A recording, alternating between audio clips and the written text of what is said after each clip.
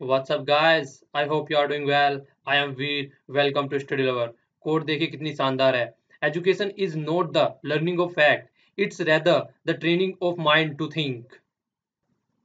तो बोलना क्या चाह रहे हैं कोर्ट में कि कोई भी काम करना है तो उसके बारे में सोचना है। फैक्ट्स हम बहुत सारे याद करने के पीछे लग जाते हैं, ये याद कर लो, वो याद कर लो। यार वो फैक्ट्स एक ऐसी चीज होते हैं, अगर एक प्रोसेस में प्रॉपर वे में आप पढ़ाई करोगे तो वो फैक्ट्स इतनी बार रिपीट हो जाते हैं कि वो आप लोगों को याद हो जाएंगे। तो कभी भी किसी पर्टिकुलर फैक्ट के पीछे ऐसा मत बैठे कि उसको रटने बैठ गए। हाँ, कुछ चीजें होती हैं थोड़ी बहुत याद करनी चाहिए, पर मैक्सिमम उसको इस तरीके से माइंड को मत अपने को ट्रेन कीजिए कि हमेशा चीजों को कुछ समझ में नहीं आ रही तो यार इसको रट लेता हूँ। तो चतुर्रामलिंगम बनने की जरूरत नहीं है। ठीक है, कि कुछ भी चीज समझ में नहीं आई तो मैं उसको रट लेता हूँ, भले ही उसका मीनिंग कुछ भी हो। फिर वरना वही काम होगा जो थ्री इडियट में उसके साथ हुआ था। तो ऐसा कुछ अगर आपको नहीं कराना है तो चीजों को हमसे हमेशा समझने की कोशिश कीजिए, और जो सही है और जो गलत है उन दोनों में डिफरेंस करने की कोशिश कीजिए। और एक और सबसे ज्यादा इंपॉर्टेंट चीज है कि क्वेश्चन पूछने से कभी मत डरिए। कभी भी कोई माइंड में क्वेश्चन आ रहा है, किसी से पूछिए। अगर कोई नहीं बता रहा है तो गूगल से पूछिए, गूगल आपको हर क्वेश्चन का आवाज हर क्वेश्चन का जवाब देगा मैक्सिमम। तो क्वेश्चन पूछने से देखिए, अगर मान लीजिए आज आपके माइंड में कोई क्वेश्चन आया, अगर आपने उसको यहाँ पे क्लियर नहीं किया है अभी, तो आगे चल के फिर वो प्रॉब्लम आएगी, तो आपको ही क्लियर करनी पड़ेगी। तो कभी भी कोई भी प्रॉब्लम आ रही है, सबसे बेस्ट वे है चीजों को करने का कि उसको वहीं पे सॉर्ट आउट कीजिए, वहीं पे उसको क्लियर कीजिए, उस प्रॉब्लम का सॉल्यूशन वहीं पे निकालिए और फिर आगे बढ़िए। अगर आप उसको पोस्टपोन करते जाएंगे कि बाद में देख लूंगा, बाद में देख लूंगा, तो एक पहाड़ बन जाएगा प्रॉब्लम्स का और आपको दिखेगा पता नहीं कहाँ आके फंस गया हूं मैं। तो कोई भी प्रॉब्लम हो रही है, कोई भी किसी तरीके की सिचुएशन बनी हुई है, तो कोशिश कीजिए कि उसको वहीं पे सोल्व करके तब आगे बढ़िए। ठीक है ना? तो ये तरीका होना चाहिए किसी भी चीज को हैंडल करने का। तो आज 17 अप्रैल है, क्या क्या हमको कवर करना है? एक तो एटोरियल कवर करेंगे, एटोरियल के साथ में पीआई भी कवर करेंगे, प्लस रिवीजन भी करेंगे। ठीक है ना? तो ये आज का पूरा हमारा शेड्यूल रहेगा 27 अप्रैल का। आइए देख लेते हैं अब। ये वाला फर्स्ट आर्टिकल है, ये नोट्स बनाने के हिसाब का आर्टिकल नहीं है, बस आपको थोड़ा पता होना चाहिए कि चल क्या रहा है देश दुनिया में। एक्चुअली हुआ क्या था, अभी आप लोगों को पता है कि जम्मू कश्मीर में बहुत सारे पत्थर फेंके जाते हैं आर्मी वालों के ऊपर। तो वो पत्थर जो फेंके जाते हैं, वहां पे जो एक्सट्रीमिस्ट हैं वो क्या करते हैं, जनता को, जो आप लोग कह सकते हैं जिनको बेरोजगार नहीं मिला है, वो जो नवयुवक हैं, उनको 100 100 हजार हजार 500 500 रुपए देकर उन पे पत्थर मरवाए जाते हैं आर्मी पे, आर्मी के ऊपर। ठीक है? तो आर्मी वालों ने क्या किया, वहां पे एक ऐसा कुछ सीन देखने को आया कि जिसने पत्थर मारा उसको इस तरीके से गाड़ी के ऊपर बैठा के उसको घुमाया गया। तो जो वहाँ की मीडिया वगैरह जो और वहाँ के जो लोकल आदमी है, और ये खुद भी बंदे बोल रहे हैं कि मुझे बहुत सारे गाँव में को घुमाया गया। बस आर्मी वाले बोल रहे हैं कि हमने इसको बस 100 से 100 मतलब 100 मीटर ओनली घुमाया है और ऐसा कुछ नहीं किया जैसे यहाँ पे बोला जा रहा है। तो जो रिपोर्टर है वो कह रहे हैं 100 में घुमाए या फिर 10 में घुमाए या फिर 10 12 गांव में घुमाए, तो उससे कोई मतलब नहीं है। पर आप जो जिस तरीके की डिक्टेटरशिप दिखा रहे हैं, ये वाली बिल्कुल ऐसी है जैसे आईएसआई वाले करते हैं, आईएस वाले करते हैं। इसी तरीके के लिट्टे वाले जो लिट्टे वालों ने की थी श्रीलंका में। तो ये आपका उस तरीके का बिहेवियर शो कर रहा है जो आपको नहीं करना चाहिए, क्योंकि आपकी जो इमेज है वो इस तरीके की नहीं है जिस तरीके की आप क्रिएट कर रहे हैं यहाँ पे। लोगों में टेरर क्रिएट मत कीजिए। वैसे ही लोगों में इतना खौफ है वहां के कि ओनली 7% टर्न आउट हुआ था वोटर में, ओनली 7%। सोच सकते हैं आप 7% कितने होते हैं? 7% ओनली आदमी जो है वो वोट डालने आए थे वहां पे। तो लोगों में वैसे ही इतना फियर है वहां पे। तो यही बोला जा रहा है कि जो ये केस हुआ है, इस तरीके केस की जांच होनी चाहिए और जो सही है जो गलत है उन सब चीजों को देखना चाहिए, क्योंकि ये ह्यूमन राइट्स के जो ह्यूमन के राइट्स होते हैं उनका वायलेशन है। तो इस तरीके की चीजें नहीं होनी चाहिए। ओके, तो ये कंप्लीट आर्टिकल था इससे रिलेटेड। सॉरी, ये वाला यार ये आर्टिकल है नीचे जो मैंने एक्सप्लेन किया ना ऊपर, ये वाला ये आर्टिकल है। ठीक है ना? ये नीचे वाला आर्टिकल मैंने एक्सप्लेन कर दिया आपको।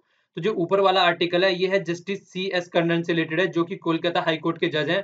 इस वाले आर्टिकल को थोड़ा देखेंगे। एट्रोसिटी एक्ट के तहत उन्होंने क्या किया था, खुद जजों पर ही उल्टा केस थोप दिया था, क्योंकि इन्होंने क्या किया था, इनका ट्रांसफर करने की बात कर रही थी तो खुद ने ही अपना ट्रांसफर इन्होंने कैंसिल कर दिया था। तो कई सारे इनसे रिलेटेड 2 3 इशू है। तो देखेंगे इस वाले आर्टिकल को, जो पॉइंट हमारे लायक है।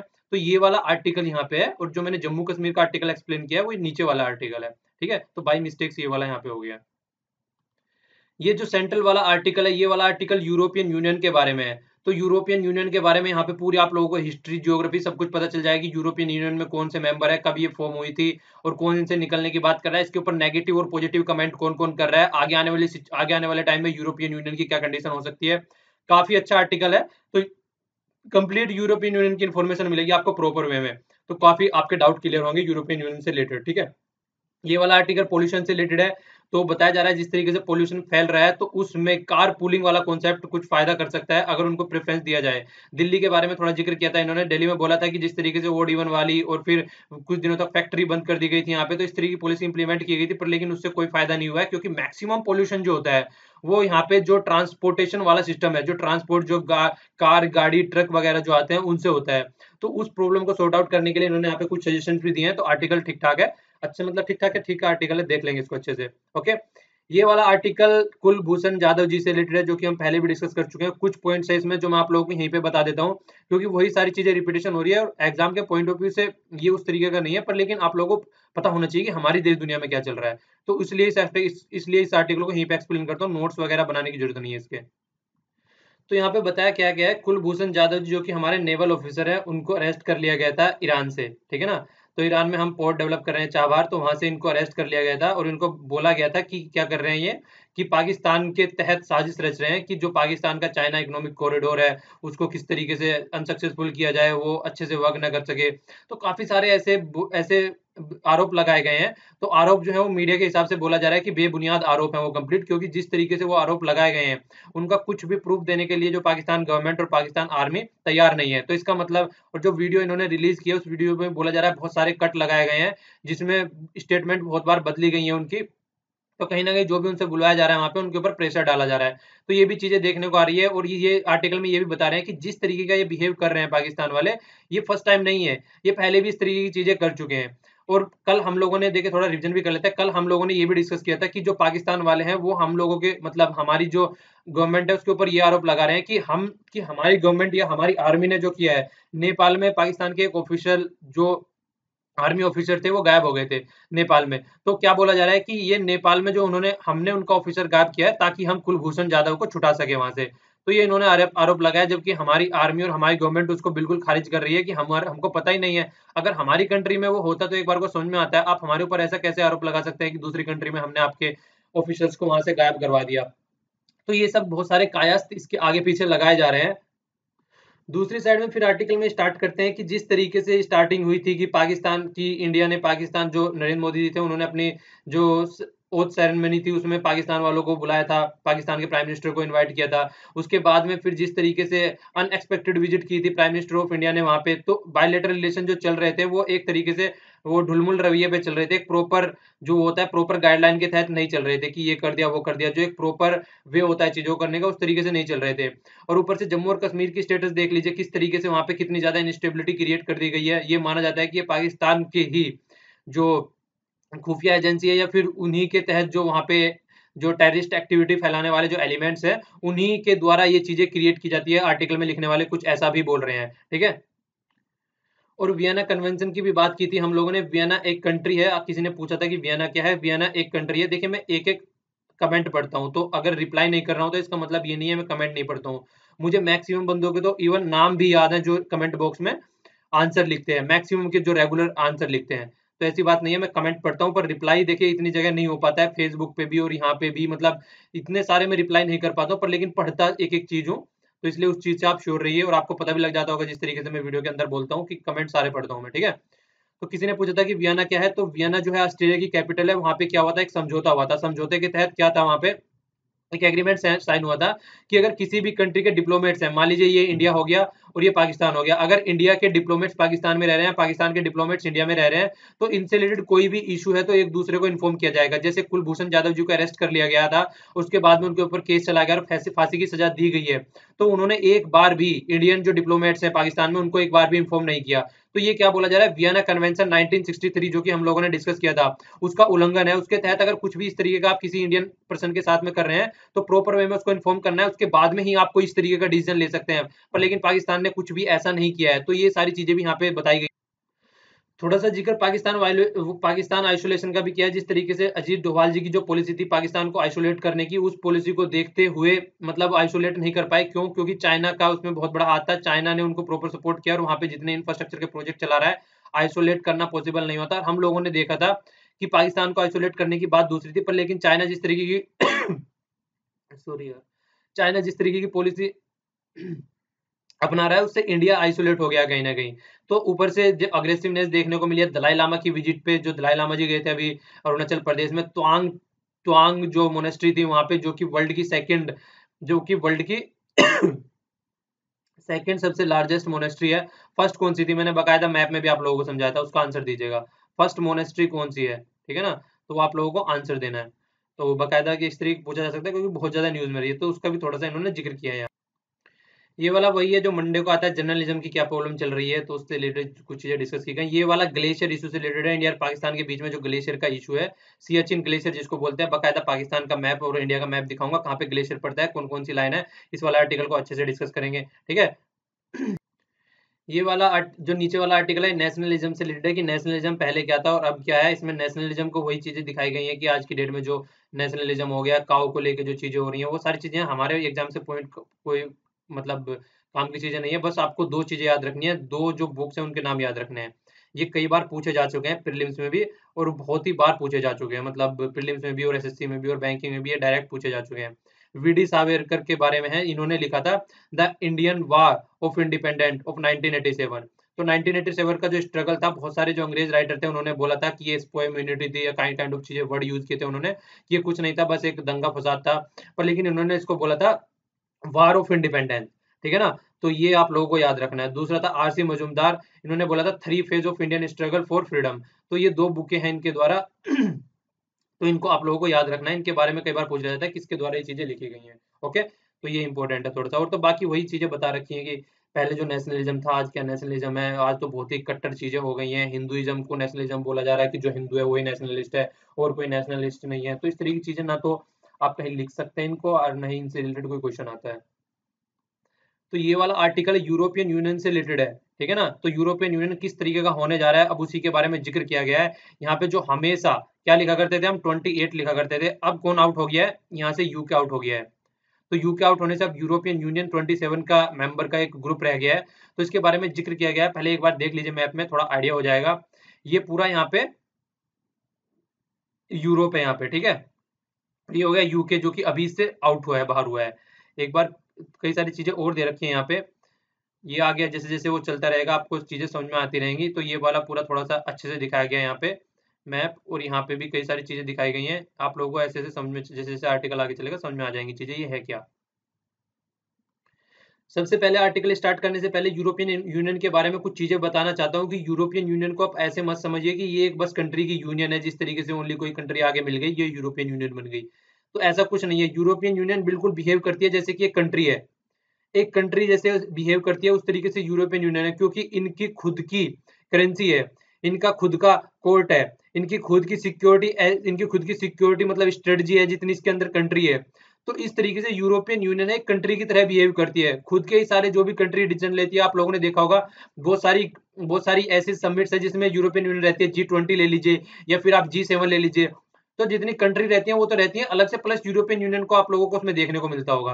तो European Union as a country treat किया जाता है अपने आप को, वैसा नहीं है ग्रुप है, ये कंट्री की तरह अपने आप को ट्रीट करते हैं, ठीक है। तो ये चीजें आप लोगों को पहले माइंड में रखिए, फिर आप लोगों को चीजें आगे समझने में आसानी रहेगी। तो यहाँ पे क्या बता रहे हैं स्टार्टिंग में, कि अभी देखिए 25 मार्च को क्या किया इन्होंने, सेलिब्रेशन किया है अपना, कि जब फाउंड हुआ था। स्टार्टिंग में क्या बोलते थे इसको, यूरोपियन इकोनॉमिक कम्युनिटी, ठीक है। एग्जैक्टली 60 ईयर एगो, तो 60 ईयर एगो ये बनाया गया था इस तरीके से। तो 60 ईयर एगो तब ये बनाया गया था। तो देखिए इसमें चीजें क्या क्या बोल रहे हैं, कि यूरोपियन काउंसिल, ठीक है ना, European commission, European parliament, European council of minister. देख लीजिए जिस तरीके से पार्लियामेंट भी हो गई, काउंसिल ऑफ मिनिस्टर हो गया, सेंट्रल बैंक है यूरोपियन का खुद, यूरो जोन है जिसकी खुद की करेंसी है, फाइनेंस मिनिस्टर होते हैं इसमें यहाँ पे। तो सारे मिलके उस तरीके से सारे एक साथ में मिलके, मतलब जिस तरीके से नाम लिया जा रहा है, जिससे कंट्री नहीं बोलते, काउंसिल ऑफ मिनिस्टर हो गए, फाइनेंस मिनिस्टर हो गए, जैसे हमारा सेंट्रल बैंक आरबीआई हो गया। तो काइंड ऑफ चीजें यहाँ पे बताई गई, तो सबने मिलकर सेलिब्रेट किया है। पर लेकिन इस सेलिब्रेशन में कौन नहीं था, इस सेलिब्रेशन में ब्रिटेन नहीं था, ठीक है ना। जो ब्रिटेन की प्राइम मिनिस्टर थी थेरेसा मे, उनको इन्वाइट नहीं किया गया था ना। वो नहीं जिस तरीके से उसमें नहीं कहता है, सुल्तान में कहता है कि टिट्टू की शादी है but you are not invited, तो इसी तरीके से इन्होंने इनको बोल दिया कि यू आर नॉट इनवाइटेड, ठीक है ना। ठीक है, इस तरीके से चीजें कोरिलेट करके थोड़ा आप लोगों को याद रह जाती है, वरना नेगेटिव वे में मत लिया कीजिए कुछ भी इस तरीके की चीजें, ठीक है। एक दो कमेंट कर देते हैं बंदे की, सर क्या कर रहे हो ये, इस तरीके से मतलब अनप्रोफेशनल वे में। यार प्रोफेशनलिटी मुझे भी पता है कौन सी चीज होती है, तो मुझे प्रोफेशनलिटी की डेफिनेशन मत समझाओ, प्रोफेशनलिटी मैं भी जानता हूँ, मैं भी प्रोफेशनल हो जाऊंगा तो चीजें उस तरीके से पढ़ाने लगूंगा। क्या जा रहा है प्रोफेशनल में, मजाक ना करो, सीरियस होकर पढ़ाने लगो, तो अगर उस तरीके से मुझे नहीं लगता है कि कोई अच्छा रहेगा, क्योंकि चीजें आप लोगों को याद रह जाती है, तो मैं जितना हो सके उसको फनी वे में एक्सप्रेस करने की कोशिश करता हूँ, और उससे उससे मुझे भी मेरा भी इंटरेस्ट बना रहता है, मुझे भी अच्छा लगता है, वरना पढ़ता चला जाऊंगा, चीजें सारी लिखी हुई है द हिंदू में, कोई मतलब नहीं होता है उस चीज का। ओके, तो आगे देखिए, आगे क्या है।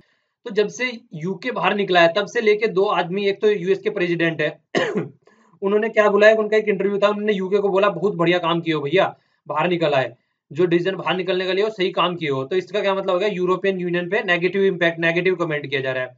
ऊपर से जो तुर्की के प्रेसिडेंट है, ठीक है ना, जो इरोडन है, अभी उन्होंने कल रेफरेंडम भी हुआ टर्की में, हम लोगों ने डिस्कस किया था, तो इन्होंने भी क्या बोला है कि अब हम भी एक तरीके से, जिस तरीके से बहुत ही फोर्सफुली ये सोच रहे थे कि किसी भी तरीके से यूरोपियन यूनियन में घुस जाए, ठीक है, तो ये भी बोल रहे हैं कि टर्की में नो लॉन्गर बी इंटरेस्टेड, मतलब यूरोपियन यूनियन की मेंबरशिप लेने में हमारा कोई इंटरेस्ट नहीं है। तो इसी तरीके से अब आशंका लगाई जा रही है कि अब यूरोपियन यूनियन का फ्यूचर क्या होगा, तो उसके बारे में सोचा जा रहा है।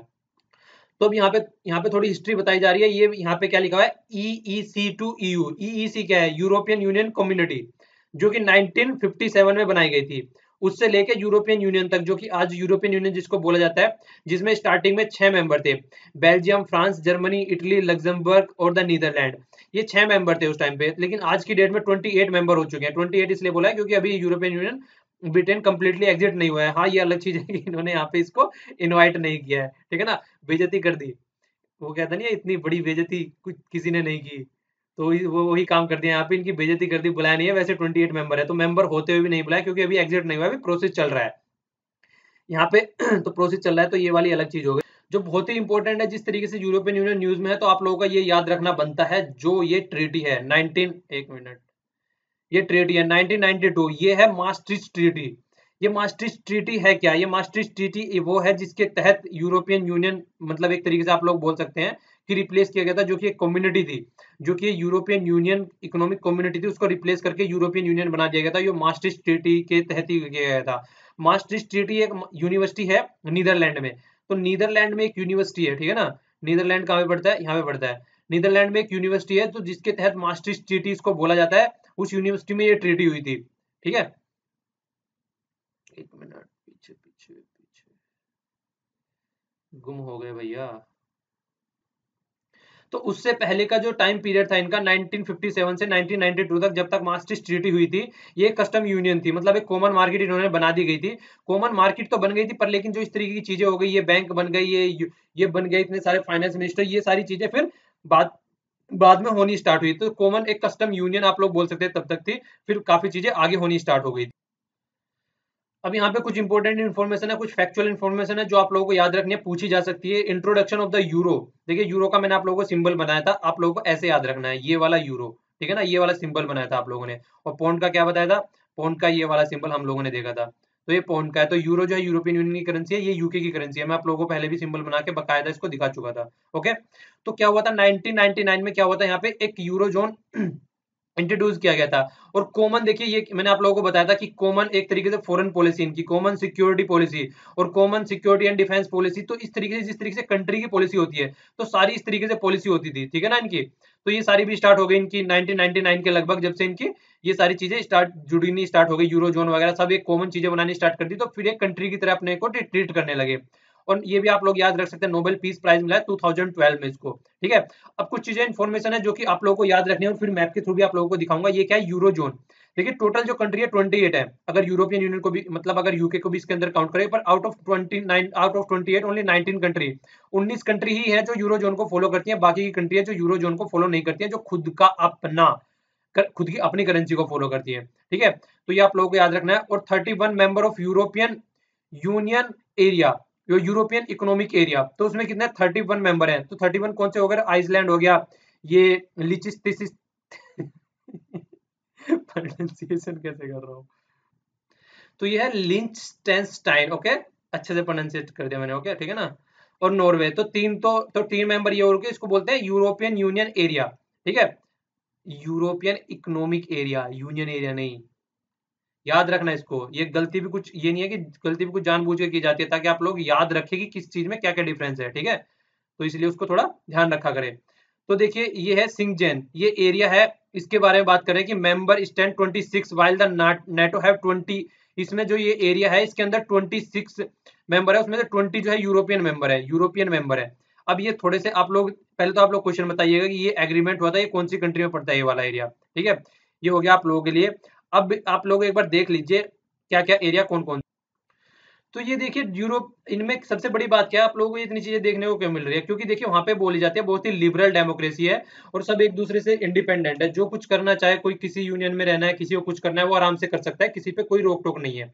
जिस तरीके से हमने अभी क्या किया, यूरोपियन इकोनॉमिक एरिया के बारे में बात कर रहे थे, तो यूरोपियन यूनियन तो है ही है उसके अंदर पूरा, ये देखिए ये पूरा मैप हो गया।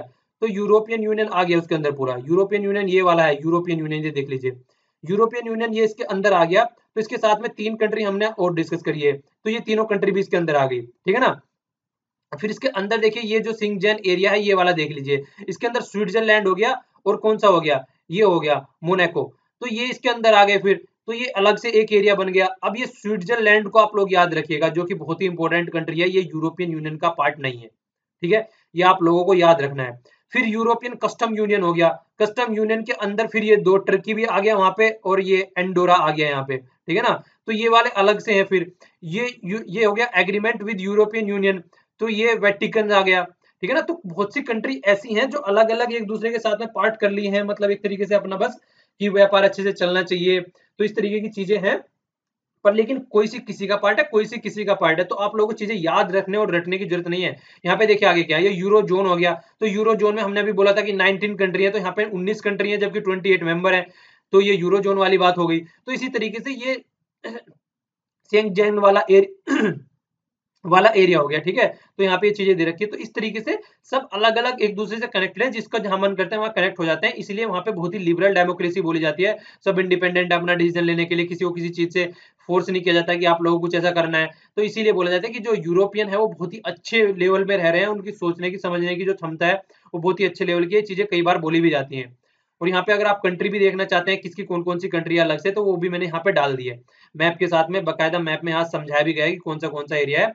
और यहाँ पे भी आप लोग देख सकते हैं मैप के थ्रू, यहाँ पे टिक है ये कौन सा एरिया है जिसमें फुल ऑप्शन चल रहा है या नॉन यूरोपियन मेंबर है या फिर ये है। तो यहाँ भी आप लोग कलर के थ्रू डिफ्रेंशिएट इनमें कर सकते हैं, ठीक है। तो ये सारी चीजें हो गई जो कि एक ओवरव्यू हो गया आप लोगों को। अब चीजें आप लोगों के क्लियर रहनी चाहिए माइंड में कि कौन कौन सी क्या क्या चीजें हैं। और ये तो हम कई बार डिस्कस कर ही चुके हैं कि जो यहाँ पे यूके के बारे में कि 4 पार्ट से मिलके बना हुआ है, ठीक है। चलिए कमेंट बॉक्स में लिखिए कौन कौन से 4 पार्ट है, वो मैप में बहुत बार दिखा चुका हूँ आप लोगों को, ठीक है। तो कौन कौन से 4 पार्ट हैं और जिनमें से एक पार्ट जो निकलने की अलग बात कर रहा है, उस पार्ट का नाम क्या है, जो बोल रहा है कि मुझे रिफरेंडम करना है, ठीक है, उसका भी नाम आप लोगों को बताना है। तो आप लोगों के लिए 2 क्वेश्चन हो गए यहाँ पे, ओके। कमेंट बॉक्स में क्वेश्चन के आंसर दीजिएगा। आगे चलते हैं हम। देखिए यही तरीका है, इससे आप लोगों का रिवीजन भी होता रहेगा, पीछे की चीजें भी देखते रहेंगे, वरना मैं आगे पढ़ाता रहूंगा उसको कोई सेंस नहीं बनता है। तो आप लोग पीछे रिवीजन करते रहिए, वो बहुत ही इंपॉर्टेंट है। तो कुछ वो तो चीजें हम लोगों ने एरिया के ज्योग्राफिकल पॉइंट ऑफ व्यू से डिस्कस कर ली, लेकिन देखिए अब की प्रॉब्लम होनी स्टार्ट कब से हुई है, जो नॉर्मल प्रॉब्लम चली। उससे पहले यूरोपियन यूनियन को बहुत ही अच्छे लेवल पे बोला जा रहा है कि बहुत ही अच्छे से काम करिए, लेकिन 2008 में एक रिसेशन आया जिसमें आप लोगों ने देखा होगा जॉब चली गई थी सबकी, सबको कंपनियों से निकाल दिया गया था। एक तो वो रिसेशन टाइप की चीजें जो उस तरीके से हुई, ठीक है। एक तो ये चीजें हो गई जिसकी वजह से यूरोपियन जो कम्युनिटी थी उसको देखा गया, जो यूरोपियन यूनियन थी, कि वहां पे प्रॉब्लम हो गई है बहुत ज्यादा, क्योंकि इकोनॉमी देखिए कोई भी प्रॉब्लम अगर होनी स्टार्ट हो जाती है, आप खुद में भी देख लीजिए, सबसे बड़ी प्रॉब्लम होती है आज की डेट में पैसे की। अगर किसी के पास में प्रॉपर वे में खाने पीने के पैसे नहीं है, तो सबसे बड़ी प्रॉब्लम स्टार्ट हो जाती है। कंट्री का भी यही चक्कर है, अगर अच्छे से इकोनॉमी अच्छी नहीं है तो वहां पे भी प्रॉब्लम होनी स्टार्ट हो जाती है। और सेकंड हमारे पुतिन भाई साहब रह गए, इनके बारे में ये बोला जाता है कि इनकी जितनी बड़ी उम्र होती जा रही है उतनी ये जवान होते जा रहे हैं। ये किसी से मतलब इनके शौक भी कुछ कुछ ऐसे ही है, शेर पालना और काइंड ऑफ चीजें, तो ये भी एक खतरनाक आदमी है। नॉर्थ कोरिया में जो एक छोटू है उसकी तरीके से ये भी, इनकी भी उसी तरीके की कंडीशन है, ठीक है। तो 4 आदमी बड़े पावरफुल हैं आज के डेट में अगर देखा जाए तो। एक साइड में मोदी जी हो गए, दूसरी साइड में ट्रंप हो गए, तीसरी साइड में ये क्या नाम है, पुतिन जी हो गए। एक और कौन रह गया, एक नाम बताइए कौन रह गया और। अरे चाइना वाले भाई साहब रह गए, उनको कैसे भूल सकते हो यार, उनको तो पार्टी देके बकायदा बुलाना पड़ेगा। तो एक वो रह गए, तो चारों आदमी आज के डेट में बहुत ही पावरफुल इंसान है, ठीक है। तो एक तो ये चीज हो गई, पुतिन जी का जो रवैया हो गया वो मतलब एक तरीके से प्रेशर बनाता है, क्योंकि देखिए बहुत ही ज्यादा यूरोपियन जो कम्युनिटी है एक तरीके से बहुत ही ज्यादा लेवल में इनके ऊपर डिपेंड रहती है पेट्रोलियम चीजों के लिए लेके, तो उनके खिलाफ अगर कोई भी उनके खिलाफ अगर एग्रीमेंट लेके आते हैं तो वो पास नहीं कर पाते हैं इसी तरीके से, क्योंकि अगर इनके साथ में रिलेशन गड़बड़ करेंगे तो फिर बहुत ही सारी चीजें गड़बड़ तरीके से होनी स्टार्ट हो जाएंगी। और एक सबसे बड़ी बात है रेडिकलाइजेशन, जो मुस्लिम है, मतलब आप लोगों ने देखा होगा कि रेडिकल जो माइनॉरिटी जो मुस्लिम कम्युनिटी है यूरोप में, क्या हो रहा है उसकी वजह से जिहादिस्ट मतलब टेररिस्ट अटैक हो रहे हैं। जर्मनी में आप लोगों ने देखा है, फ्रांस में आप लोगों ने देखा है, यूके में आप लोगों ने देखा है। तो जो अटैक हो रहे हैं उनको भी बहुत ज्यादा बोला जा रहा है, ठीक है। और माइग्रेशन वाली जो पॉलिसी निकल के आ रही है उसके तहत भी बहुत ही ज्यादा प्रॉब्लम हो रही है। कुछ कंट्री कहती है कि जर्मनी कहती है कि जो माइग्रेट आते हैं उनको बुलाओ, जो और कंट्री है कई सारे मतलब वो कहते हैं कि इनको अंदर नहीं बुलाना है, इनको बाहर रखना है। तो इस तरीके की चीजें जो निकल के आती है वो भी एक कहीं ना कहीं आशंका जता रही है कि यूरोपियन यूनियन आगे चल के ठीक ठाक लेवल में रहेगी। तो ये कुछ पॉइंट्स हैं जो कि आप लोग राइटिंग में लिख सकते हैं कि क्या क्या आशंकाएं हैं जिसकी वजह से इसके ऊपर खतरा मंडरा रहा है, ठीक है। तो ये कुछ पॉइंट्स थे। इसके अलावा भी कुछ और पॉइंट है, देखिए जिस तरीके से बैलेंस बना के चलना है एक तरीके से पॉलिटिकल चीजों में और इकोनॉमिक में। क्योंकि देखिए कोई भी चीजें हैं दोनों एक साथ अगर पॉलिटिकल इकोनॉमी प्रॉपर वे में साथ में नहीं चलेंगे तो फिर से वहां से क्राइसिस होना स्टार्ट हो जाता है। और पॉपुलेशन एज बढ़ रही है पॉपुलेशन की जिस तरीके से, और डिसरप्टिव हानिकारक टेक्नोलॉजी जो आ रही है उससे भी कॉम्प्लेक्सिटी बढ़ती जा रही है। तो ये भी कुछ पॉइंट्स है आप लोग इसके साथ में ऐड कर सकते हैं यहाँ पे। और सबसे बड़ी बात मैंने आप लोगों को बताया था यूरोपियन यूनियन क्या कैसे काम करती है, ऐसे काम करती है जैसे कि एक कंट्री है। तो ये तो हम लोगों ने पढ़ ही लिया था। तो यूरोपियन पार्लियामेंट के देखिए मेंबर जो है डायरेक्टली इलेक्टेड होते हैं, जी हाँ, डायरेक्टली इलेक्टेड होते हैं। जिस तरीके से हमारे यहाँ पे मेंबर ऑफ पार्लियामेंट इलेक्टेड होते हैं, तो वो तो डायरेक्टली इलेक्टेड होते हैं, पर फिर भी सबको एक जगह बांधने में, एक जगह रखने में ये सक्सेसफुल नहीं हो पा रहे। क्यों? क्योंकि नेशनलिज्म का फंडा चल रहा है। यूरोपीय यूके बार हो गया नेशनलिज्म के होते होते। तो जर्मनी में भी नेशनलिज्म अच्छा खासा है। तो एंटी माइग्रेशन की पॉलिसी कई कंट्री कह रही है, जो कि यूरोपियन यूनियन भी ये बोलता है कि सबको अंदर आने दो यार, ह्यूमैनिटी बेस पे आने दो, ह्यूमैनिटेरियन ग्राउंड पे आने दो। पर लेकिन जो कंट्री है कुछ जो अंदर है वो मना करती है कि नहीं आने देना है हमको। तो इस तरीके के जो कंट्री के अंदर ही आदमी एक दूसरे में लड़ने के लिए तैयार है। आगे से क्या हो गया, रीजनलिज्म चल रहा है, अपने अपने एरिया में फोकस करने की बात चल रही है।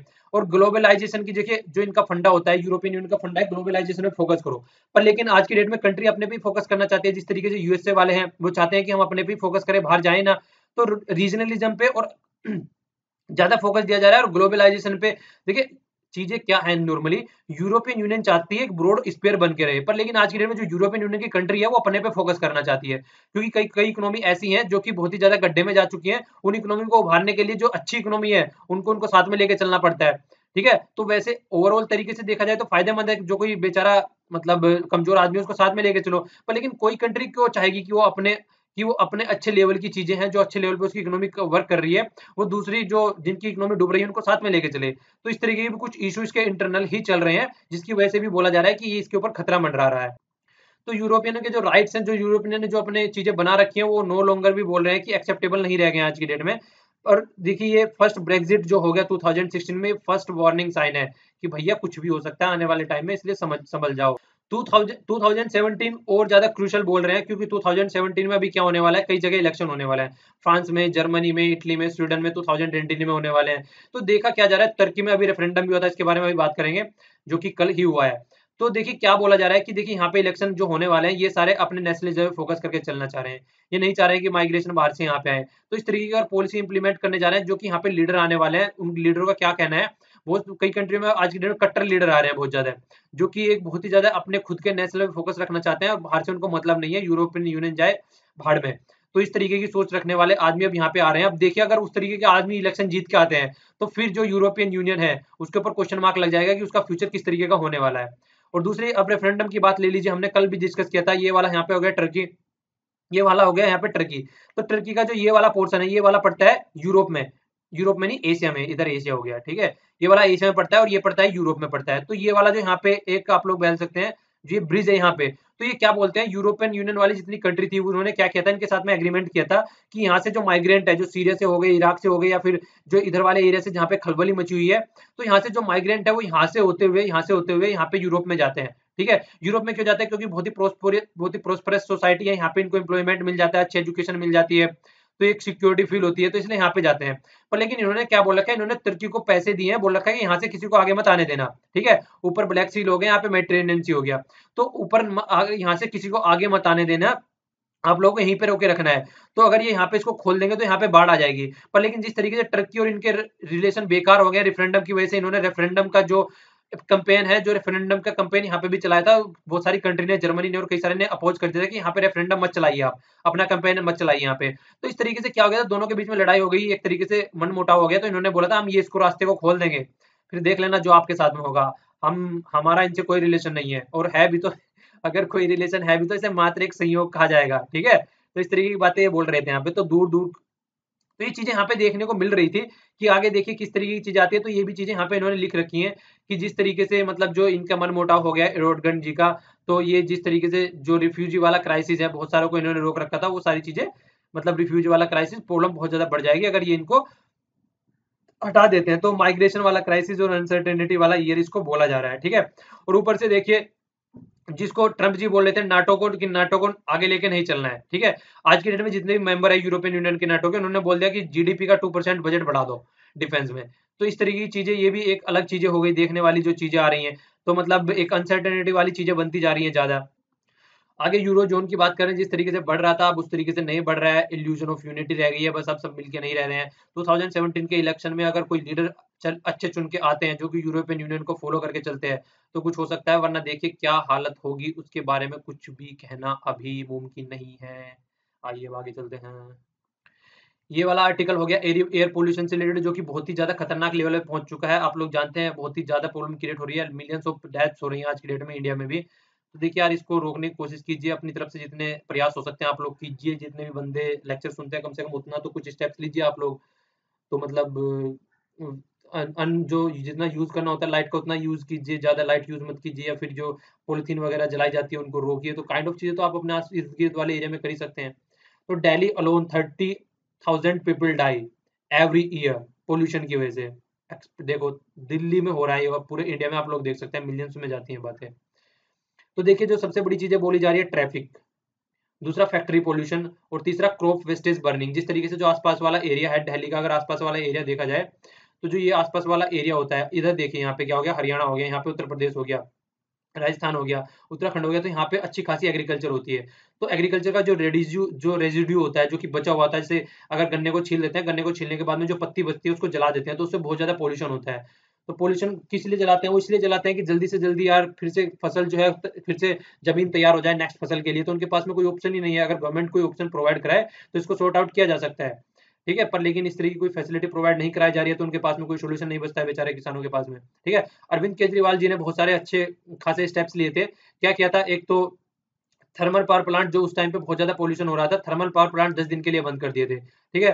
कंस्ट्रक्शन एक्टिविटी भी टेम्परेरी मतलब प्रोहिबिटेड कर दी गई थी। ओड इवन स्कीम चलाई थी, ठीक है। ये भी आप लोगों को पता होगा ओड इवन क्या चला था। ओड डे वाले जो ओड डे होते हैं, जैसे 1, 3, 5, उस दिन जिनके नंबर ओड हैं कार के, तो वो चलेंगे, जिस दिन इवन नंबर है वो चलेंगे, और संडे में दोनों दोनों एंजॉय करेंगे।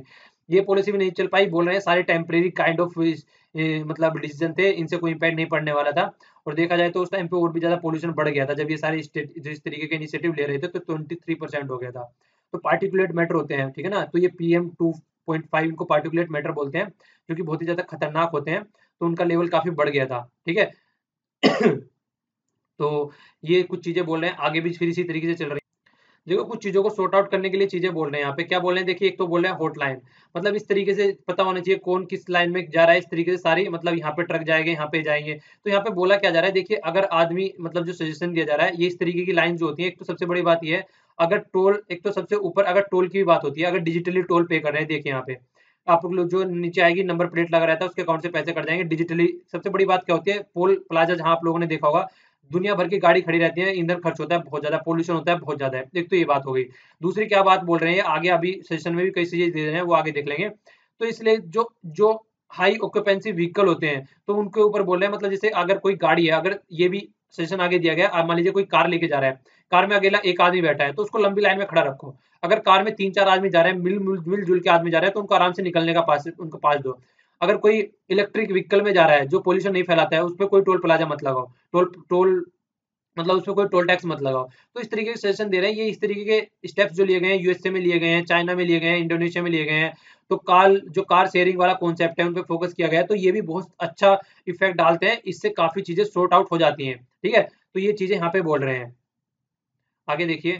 तो देखिए जो शेयरिंग वाला कॉन्सेप्ट है या कार पूलिंग वाला, इस तरीके की जो कॉन्सेप्ट है, इनको पहले शॉर्ट एरिया में अप्लाई करने की कोशिश करो, उसके बाद में देखो फिर किस तरीके से वर्क कर रहे हैं। जिस तरीके से हमने अभी क्या किया है, हमने अभी सिंक्रोनाइजेशन किया है इंटरनेशनल प्राइस को, ऑयल प्राइस को किसके साथ में, इंडियन जो स्टेट का जो लोकल ऑयल प्राइस है इंटरनेशनल के प्राइस के साथ में उसको सिंक्रोनाइज किया है। जो 5 सिटी है जहाँ पे इंप्लीमेंट करने की बात चल रही है जो पेट्रोलियम से रिलेटेड, तो वो सिटी के आप लोग नाम लिखो नीचे, चलो, जहाँ पे पायलट बेस पे प्रोजेक्ट चलाया जा रहा है, ठीक है ना, पेट्रोलियम से रिलेटेड। ओके, तो उन सिटीज के नाम लिखिए, 5 सिटी हैं जो मैं कई बार डिस्कस कर चुका हूँ, तो आप लोगों का रिवीजन भी हो जाएगा। ओके, और ये भी बताइएगा कि किसको पहले किसको पहले डीरेगुलेट किया गया था, पहले पेट्रोल को किया गया था या फिर डीजल को किया गया था, किसको पहले डीरेगुलेट किया था और किस किस टाइम किया गया था, ये क्वेश्चन पूछे जा सकते हैं, इंपॉर्टेंट बन जाते हैं, ठीक है ना। तो डीरेगुलेट कब किया गया था, कौन कौन से किया गया था, ये भी आप लोगों को लिखना है। ओके, तो ये बात कर रहे हैं आगे। आगे देखिए क्या बोल रहे हैं फिर इसी तरीके से कि जो ड्राइवर है उसको वैलिड एक प्रूफ रखना चाहिए जो कि पोल्यूशन से रिलेटेड रहता है। बहुत से ऐसे लोकल बना के ले आते हैं, तो उसको प्रॉपर सर्टिफाइड करना चाहिए। और भारत स्टेज की बात करी थी हम लोगों ने, जब ये अब 4 इम्प्लीमेंट हो गया, कब से, अभी से 1 अप्रैल से इम्प्लीमेंट हो गया, और 5th को हम इग्नोर करने जा रहे हैं और फिर 6th आएगा डायरेक्ट, तो 6th आएगा डायरेक्ट, तो ये भी आप लोगों को याद रखना है। देखिए 2002 में एक कमेटी बैठी थी, ठीक है ना। तो ये कमेटी के 2 कमेटी है, एक तो ये वाली कमेटी होगी, एक ये वाली कमेटी होगी। इन दोनों कमेटी के भी आप लोग नाम याद रख सकते हैं, आंसर राइटिंग में डायरेक्ट भी पूछा जा सकता है। तो पहली जो कमेटी का नाम था वो था मास हेल्थ कमेटी। तो ये किससे रिलेटेड थी, एमिशन से रिलेटेड थी, कि किस तरीके से एमिशन हो रहा है उसको किस तरीके से टैकल आउट करना है। और जो ये सुमित्रा सुमित्रा चौधरी कमेटी थी, ये किससे रिलेटेड थी, ये थी फ्यूल विजन से रिलेटेड की 2025 तक हमको क्या करना है, एक ग्लोबल क्वालिटी का फ्यूल प्रोड्यूस करना स्टार्ट कर देना, जिससे कि मिनिमम पोल्यूशन होए, ये इसका टारगेट था, ठीक है। तो कमेटी ने सबमिट रिपोर्ट करी 2014 में, तो उसके बाद में देखिए 2012 में सेट हुई थी ये कमेटी। तो ये भी 2 कमेटी हैं, ये हालांकि उसमें नहीं दे रखी है, मैंने एक्स्ट्रा डाली है, ठीक है, तो ये आर्टिकल में नहीं दे रखी है। तो BS4 की नॉर्म की बात चल रही है जो कि इन्फोर्स कर दिया गया है कंट्री में, पर लेकिन देखिए हमारे यहाँ पे सबसे बड़ी प्रॉब्लम पता है क्या होती है, सारी चीजें हैं, कोई भी ऐसी चीज नहीं है जो हमारी कंट्री में अवेलेबल नहीं हो, पर लेकिन सबसे बड़ी प्रॉब्लम रहती है उसको इम्प्लीमेंट करने की। सब चीजें कागज पे रह जाती है, ग्राउंड पे कुछ नहीं पहुंच पाता, ये सबसे बड़ी प्रॉब्लम है जो हमारी कंट्री में देखने को मिलती है। तो BS4 देखिए लगा तो दिए हैं, पर लेकिन ये बोले कि डिफरेंट टोल ट्रीटमेंट करो, जो कि हाई पोल्यूशन वाले व्हीकल हैं उन पे ज्यादा टोल लगाओ, जो लो पोल्यूशन वाले व्हीकल हैं उन पे कम टोल लगाओ, और जो बिल्कुल पोल्यूशन नहीं करते हैं उनको वैसे ही दाने दो। इस तरीके का सजेशन दे रहा है। आप कंक्लूजन में इस तरीके की चीजें लिख भी सकते हैं, यहाँ पे भी दिया गया है, देखिए क्या बोला है कि डिफरेंस टोल ट्रीटमेंट लगाओ, ठीक है ना। लेस पोल्यूशन वालों पे, मतलब लेस पोल्यूशन उन पे लेस टोल लगाओ, और जिन पे हाई होता है उन पे हाई लगाओ। ऊपर से क्या कह रहे हैं, जो इलेक्ट्रिक कार और इलेक्ट्रिक बैटरी वाले व्हीकल यूज करते हैं उनको कंप्लीटली एग्जेम्प्ट रखो, कि आप लोगों पे कोई टोल लगाया नहीं जाएगा, ठीक है। तो इस तरीके की जो आप लोग चीजें लेके चल रहे हैं, तो ये चीजें हो सकती हैं जो आदमियों को हेल्प करेंगी रिड्यूस करने में जो कि पोल्यूशन होता है, और एक तरीके से अवेयरनेस भी फैलाएंगी लोगों के बीच में कि ये कुछ चीजें हैं, और इन्वायरमेंट के प्रति उनको जागरूक भी करेंगी। तो आप लोग भी अगर जितनी चीजें आप लोगों ने सुनी है यहाँ पे, ये चीजें ऐसा नहीं है कि पढ़ाई के लिए ही करनी है, ठीक है। इन चीजों को आप लोग खुद पे भी इम्प्लीमेंट कर सकते हैं, अपने घर में ये चीजें इम्प्लीमेंट कर सकते हैं, पास पड़ोस में इम्प्लीमेंट कर सकते हैं। तो यही चीज होती है यार, यही तरीका होता है चीजों को इम्प्लीमेंट करने का, थोड़ा ना कि गवर्नमेंट ही करेगी सारे काम। ये यहाँ पे ग्लेशियर से रिलेटेड आर्टिकल था छोटा सा, उसकी बात कर रहे हैं कि ग्लेशियर की प्रॉब्लम जो है वो सोल्ड आउट होने का नाम नहीं ले रही है, जो कि इंडिया और पाकिस्तान के बीच में चल रही है। पहले देख लीजिए ग्लेशियर पड़ता कहाँ है, यहाँ पे सियाचिन ग्लेशियर, ठीक है ना। ये सियाचिन ग्लेशियर हो गया यहाँ पे, और अगर इसको थोड़ा यहाँ पे और ढंग से देखें, ये हो गया सियाचिन ग्लेशियर, ठीक है। और ये यहाँ पे AGPL, ये लाइन है, यहाँ पे क्या है लाइन होती है और ये क्या है, ये अभी आप लोगों को आगे देखने को मिलेगा, जैसे जैसे आर्टिकल में चलेंगे सारी चीज आप लोगों को वहाँ पे समझ में आएगी। आइए अब आर्टिकल के अंदर चलते हैं। देखिए ये थोड़ी सी इंडिया और पाकिस्तान की दोनों की जो चल रही है दुनियादारी, उसके बारे में जिक्र कर रहे हैं कि सियाचिन ग्लेशियर पे दोनों लड़ रहे हैं, ठीक है ना। दोनों बदतमीजी दिखा रहे हैं सियाचिन ग्लेशियर पे, पर लेकिन नई जो प्रॉब्लम आ गई है आज की डेट में, ग्लोबल वार्मिंग। सियाचिन ग्लेशियर जब पिघल जाएगा तब कहाँ से ग्लेशियर रह जाएगा ये, तो ग्लोबल वार्मिंग नई सिचुएशन बन के उभर के सामने आ रही है, तो उस पर फोकस देके नहीं चल रहे हैं, बस अपनी अपनी धुन में दोनों लड़े हुए हैं। 33 साल ईयर पहले यहाँ पे क्या हुआ था, आदमियों ने रहना थोड़ा स्टार्ट किया था यहाँ पे, आदमी के यहाँ पे फौजी रहती है दोनों साइड की। और इसको वर्ल्ड का, ये चीज आप लोग याद रख सकते हैं, वर्ल्ड का हाईएस्ट बैटलफील्ड है ये, ठीक है ना। तो लैंड ऑफ रोज को एक हाईएस्ट बैटलफील्ड बना दिया, जो कि बहुत ही अच्छा एरिया है, देखने में प्यारा एरिया है, तो उसको बैटलफील्ड बना दिया। तो देखो किस तरीके से दोनों बिहेव कर रहे हैं, तो वो चीजें बोल रहे हैं। और आगे देखिए, एक मिनट, ये ऑपरेशन मेघदूत आप लोग याद रख सकते हैं। सियाचिन ग्लेशियर को वापस लेने के लिए हम लोगों ने स्टार्ट किया था, पाकिस्तान ने जब उसको ऑक्युपाइड करने की कोशिश की थी। तो देखिए उसके बाद में क्या हुआ था, तब से लेके बहुत सारी वार चलती रही और सीज फायर के वो वायलेशन होते रहे, पर लेकिन उसके बाद में फिर 2003 में जाके चीजें सेटल डाउन हुई, जिस जब जब LOC और सीज फायर एग्रीमेंट सेट हुआ, ठीक है ना। उसके बाद में क्या हुआ, actual ground position line AGPL across the Siachen glacier, ये भी डिफाइन की गई। ये है ये लाइन, ये देखिए ये है ये लाइन, ठीक है ना, जो डिफाइन की गई, इसको आप लोग बोल सकते हैं जो डॉटेड लाइन है। ओके, और ये यहाँ पे हो गई LOC, ठीक है। तो पाकिस्तान वाले बोलते हैं इसको इधर लेके जाओ, ये ऐसे बोलते हैं इसको, ये यहाँ पे ऐसे बोलते हैं, सी मतलब तो दोनों के बीच में कंफ्यूजन चलता रहता है कि ये हमारा है वो बोलते हैं, और ये हम बोलते हैं वो हमारा है। तो इस तरीके से दोनों के बीच में लड़ाई चलती रहती है। यहाँ पे याद रख सकते हैं आप, काराकोरम पास हो गए यहाँ पे, ठीक है ना। और भी कई सारे काराकोरम पास यहाँ पे हो गया ये, और भी एक आधा दे रखा होगा। अच्छा ये हो गया एक, ये हो गया, क्या लिखा हुआ है, बहुत ही छोटा लिखा हुआ है, छोर बाट लाग करके पास है। तो ये कुछ चीजें आप लोग देख सकते हैं मैप में। ये अक्साई चीन हो गया, चाइना के कंट्रोल में है। ये जिसको आजाद कश्मीर बोलते हैं, पाकिस्तान वाले, पाकिस्तान के कंट्रोल वाला एरिया है। और ये काराकोरम रेंज आप लोग देख सकते हैं, यहाँ से होके जाती है गिलगिट, यहाँ पे हो गया ये गिलगिट बल्तिस्तान वाला रीजन। हम लोगों ने ये तब भी देखा था जब पाकिस्तान वाले इसमें यहाँ पे सेंसस चलाने की बात चल रही है और इसको अपनी एक एक प्रोविंस घोषित करने की कोशिश कर रहे हैं। तो उस पे भी हम लोग जो हमारी पार्लियामेंट है उसने भी इस पे सवाल जवाब उठाया था कि ये ऐसा नहीं कर सकती, हमारा पार्ट है। ओके, तो इसको भी आप लोग याद रख सकते हैं। ये है यहाँ पे NJ9842, ये नॉर्थ मोस्ट डिमार्केटेड पॉइंट है, जो कि लाइन ऑफ एक्चुअल कंट्रोल है, ठीक है ना, उसका। AGPL सोन द येलो लाइन, ये तो AGPL मैंने आप लोग दिखाई है, लेकिन जो यहाँ पे इसका नॉर्थ मोस्ट पॉइंट है, जो लाइन ऑफ एक्चुअल कंट्रोल है, जहां से बाद में फिर ये AGPL स्टार्ट हो जाती है, उसको बोलते हैं 9J वो NJ9842, इसको बोलते हैं NJ9842। तो ये आप याद रख सकते हैं, पता होना चाहिए, अगर ऑब्जेक्टिव टाइप क्वेश्चन में अगर कोई पूछ लेता है तो आप लोगों को थोड़ा आइडिया होना चाहिए उसका, ठीक है। आइए अब आगे चलते हैं। तो वही आगे बातें कर रहे हैं कि सियाचिन जो है वो पार्टीशन से प्रॉब्लम चली हुई आ रही है, इंडिया वाले बोलते हैं हमारा पार्ट है, हमने इंस्ट्रूमेंट एसोसिएशन के तहत जो कि कश्मीर के साथ में, जम्मू कश्मीर के साथ में साइन किया था वो है, पर लेकिन ये बोल रहे हैं कि ऐसा कुछ नहीं है। तो दोनों के बीच में उस चीज को लेकर लड़ाई चलती रहती है। मैप में आप लोगों ने समझ लिया, वही कुछ चीजें यहाँ पे लिखी हुई हैं, ठीक है। अब डिमार्केशन ऑफ सियाचिन ग्लेशियर की बात चल रही है यहाँ पे। डिमार्केट डिमार्केशन नहीं, डीमिलिटराइजेशन, डिमार्केशन निकल गया मुझे। तो देखिए पाकिस्तान ने बोला था कि इसको डीमिलिटरलाइज कर देते हैं इसको, पर लेकिन इंडिया ने बोला डीमिलिटरलाइज हम तो कर देंगे, कल को पाकिस्तान वाले आके बैठ जाएंगे यहाँ पे, ठीक है। तो इसलिए डीमिलिटरलाइज इंडिया वाले नहीं करते हैं, बहुत ही हाई पोस्ट है। तो इंडिया दो रीजन से डीमिलिटरलाइज नहीं करती, एक तो स्ट्रेटेजिक पोजीशन से बहुत इंपॉर्टेंट है, और सिक्योरिटी पॉइंट ऑफ व्यू से भी, क्योंकि वहां पे अगर पाकिस्तान बैठ गया तो हमारी सिक्योरिटी को खतरा हो सकता है, ये आर्टिकल लिखने वाले बोल रहे हैं।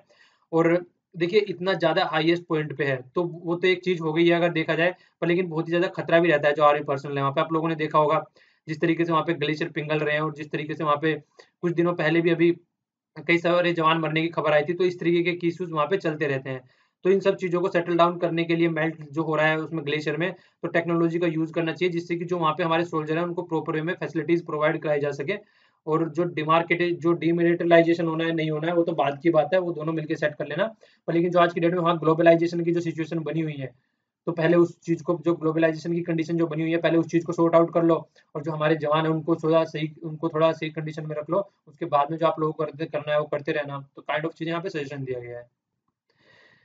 ये पीआईबी की न्यूज अब देख लेते हैं। पीआईबी की न्यूज में क्या है, प्रकाश जावड़ेकर जी जो हैं, जो कि प्रकाश जावड़ेकर जी जो है, जो कि हमारे ministry of human resource and development है, जो कि पहले स्मृति ईरानी जी के पास था।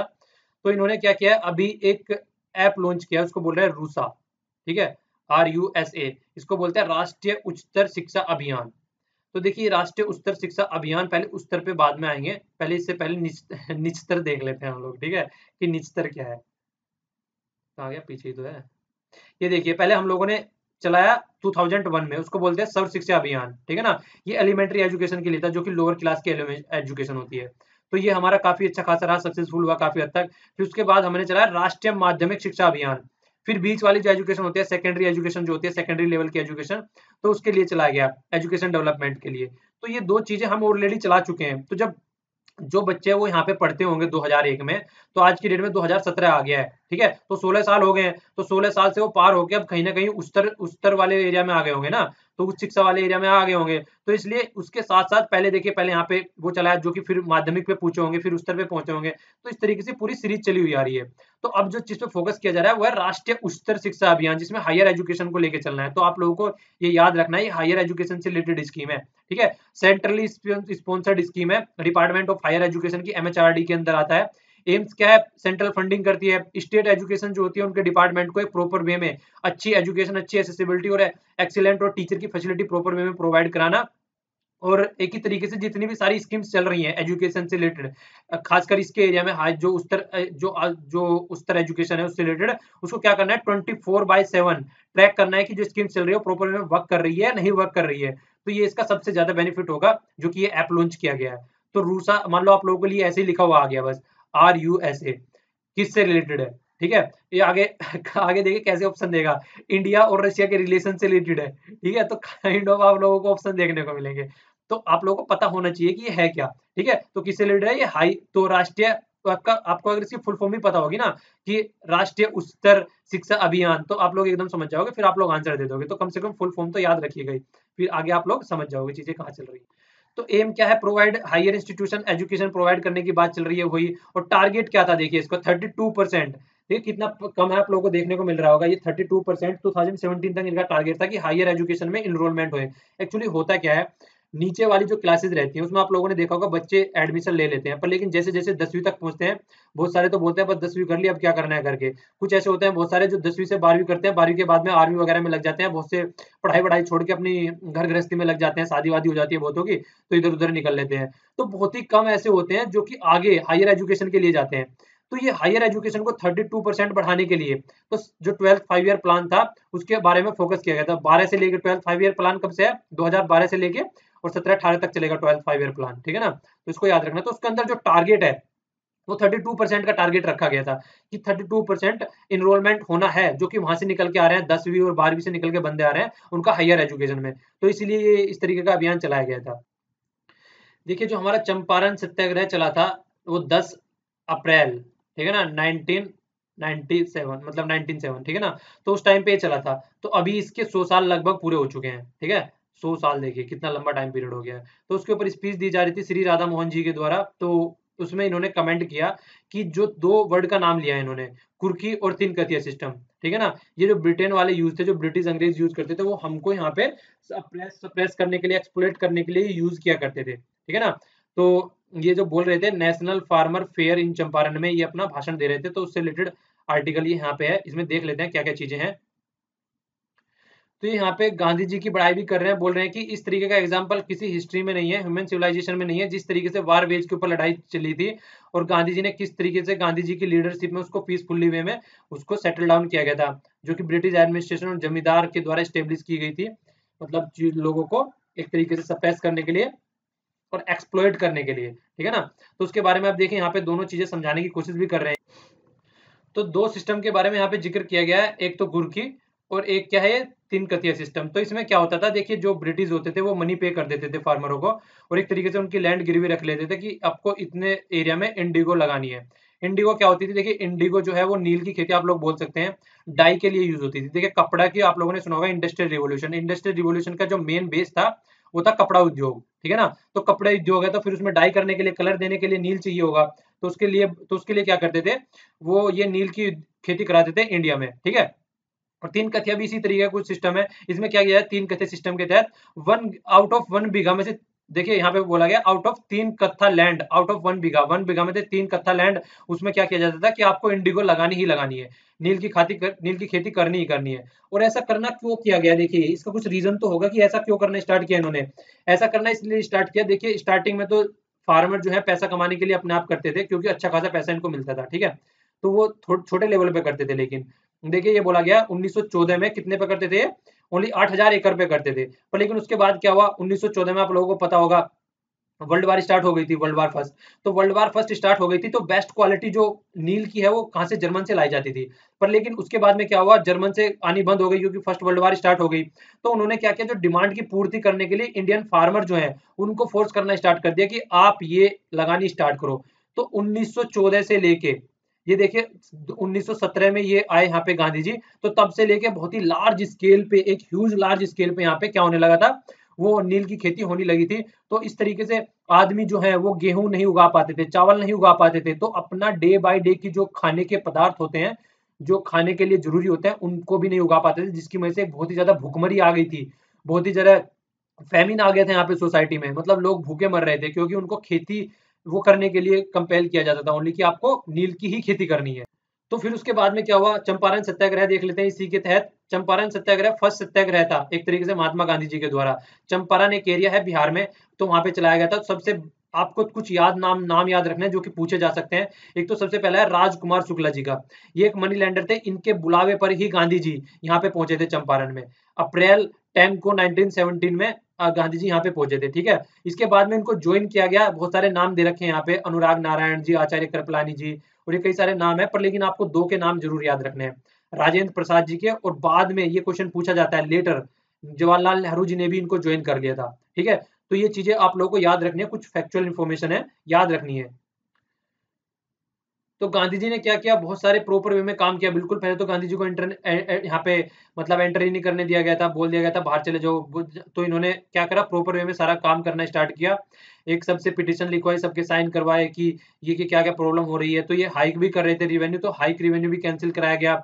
तो इस ये बहुत सारी चीजें हुई यहाँ पे छोटी छोटी सी, जिसकी वजह से गांधी जी जो है एक, इससे पहले गांधी जी इंडिया में आ तो गए थे, पर लेकिन उनको एक एज ए एक वो नहीं कहता नेशनल लीडर नहीं देखा जा रहा था।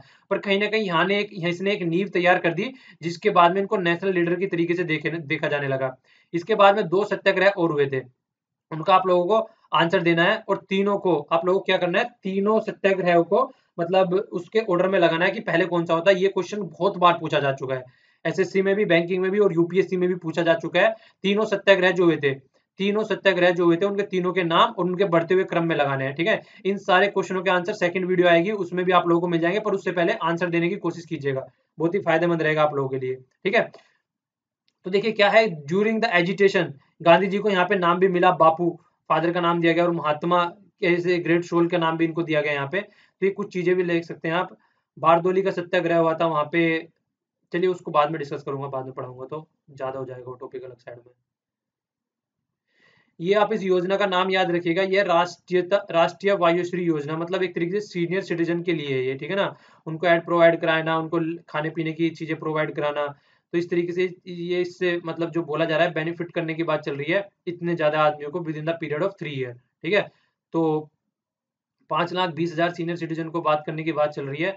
तो जो स्कीम लॉन्च की गई थी 25 मार्च 2017 को लॉन्च की गई थी, आंध्र प्रदेश से लॉन्च की गई थी। ठीक है, तो फिर ये तो यही चीज है, बस आप लोगों को इतनी ज्यादा चीजें नहीं पूछेंगे, बेनिफिशियरी कई सारी चीजों में उनको क्या क्या देना है जिससे उनको फायदा हो सके। बस याद ये रखना है कि ये स्कीम रिलेटेड किससे होती है। ठीक है, ज्यादा डिटेल्स में जाने की जरूरत नहीं है, बस थोड़ा सा इसको याद रखिएगा, सीनियर सिटीजन से रिलेटेड है, उनकी केयर करने के लिए।